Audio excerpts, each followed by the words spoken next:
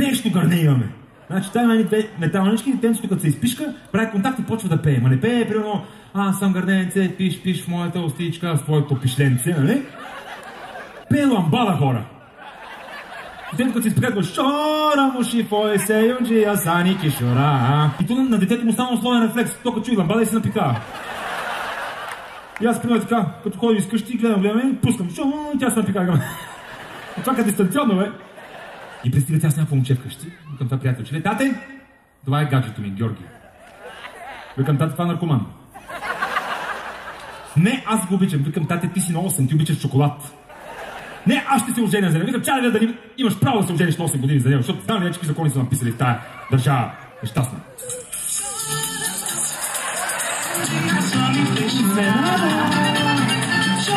Има сега кашки.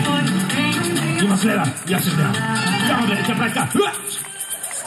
И аз усилвам тя. И аз.